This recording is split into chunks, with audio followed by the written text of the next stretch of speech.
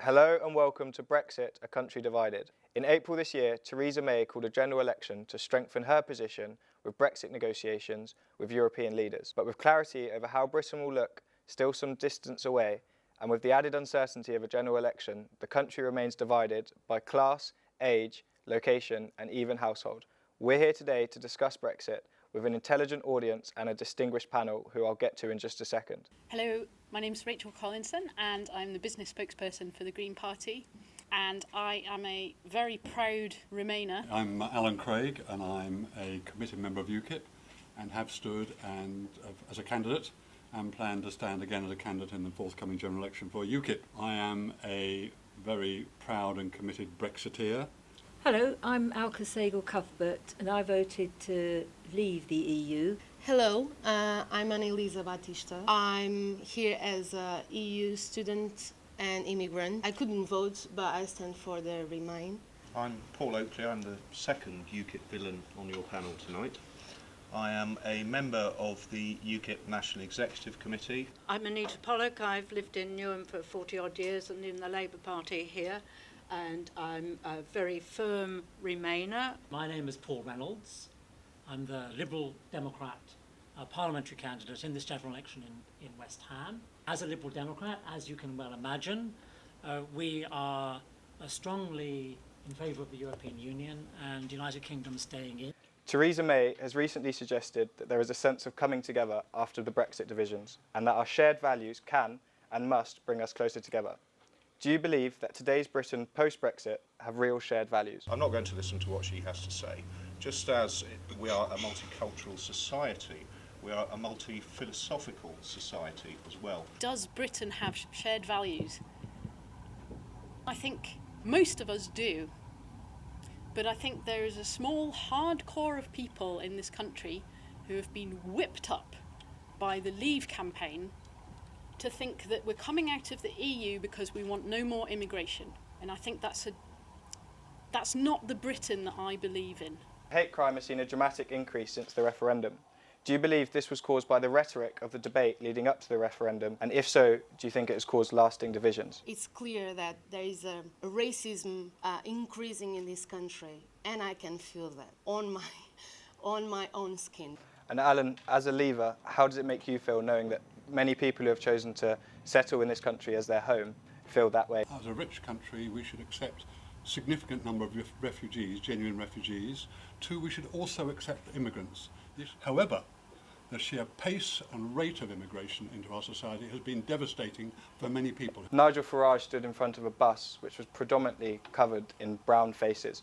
Would you not accept that that has, to some degree, contributed to the rise in xenophobia? Absolutely not. Firstly, I refute that there has been an increase in hate crime. All the police forces that have been asked about this have said no. Secondly, regarding the breaking point poster, that was not actually on the side of the bus, it was on the side of the truck. But it's okay to use that poster in the Guardian to say, look at all these poor widows and orphans who are coming over to Europe. Apparently it's not okay to say that Europe, not Britain, but certainly Germany, Austria, Sweden are really struggling under the influx of migrants. So I make no apology for that whatsoever. This is the problem that we've got. What happens after Brexit? What happens after Brexit? There's no longer the EU to blame. Who's going to get the blame? The immigrants are going to get the blame for all the problems. And that's what I fear, the country being divided and turning inwards on itself. Do you think that the UK will be better or worse off when we leave Europe in terms of how the environment will fare? I hope that we'll be better off, but I fear that we may not be, because Theresa May has guaranteed the wonderful environmental protections that we've got from the EU until 2020. I want a UK where people can breathe the air and it's not toxic, where people aren't getting sick and the bees aren't dying because of neonicotinoids. It's the EU that's given us those protections and the ability to take the government to court. Will Brexit finally mean that someone tackles the growing north-south divide? The north-south divide certainly needs tackling, but I can't see the Tories doing it. Alka, did you have something to say on the back of that? The kind of investment that would be needed to expand its growth so that everybody can benefit from it, and it would require the kind of massive investment and the relocation of investment away from the kind of small bubble in the southeast. In the north, we've seen a series of missed opportunities, and the subsequent governments, both Margaret Thatcher's era and Tony Blair's era, they closed down the coalfields and didn't replace them with anything. Communities devastated by this closing down of industry and not replacing it with anything. What I want to see in the north is actual decent businesses with decent jobs, and that's not dependent on the EU. That's dependent on our government investing in the right places. If I could just move on to the penultimate question. Equality and human rights laws, including those protecting people on grounds of religion, sexual orientation and age, could be lost when we leave the EU. How can we ensure that these continue to progress for those groups of people? The very idea that we're suddenly going to become some sort of evil, narrow-minded, discriminatory country after we leave the EU is nonsense. What I'd like to say, though, is how are you going to guarantee that those kind of laws are preserved under an absolutely rampant Tory government? They fought them tooth and nail every inch of the way, decade after decade after decade. What are we going to see in the future? Is it fair for a referendum topped by the older generation to stand, given it will be the younger generation who have to live with it the longest? Alka, could you come in? Well, I think that's probably been the most poisonous, horrible interpretation to come out of the Brexit thing that I've come across. Could I take a question from the girl at the back, followed by you? You still can't get around the fact that the younger generation did not want Brexit, and they have to live with the consequences. And frankly, the signals that's sent is that yes, even if you do vote, it doesn't count because you're young, and it brings up a young generation that doesn't even believe in democracy anymore. Young people voting in the referendum. Well, back in 1975, again, most young people voted to remain in the EU in that referendum. And those young people subsequently grew up into old people.